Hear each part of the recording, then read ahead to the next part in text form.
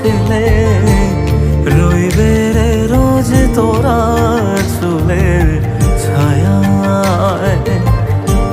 তুই নাকি মাসার বোঝনিন, তোর কাছে নয় কিছুই কঠিন।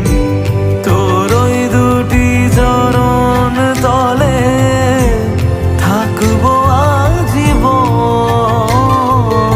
শ্যামা মা তোর চরণ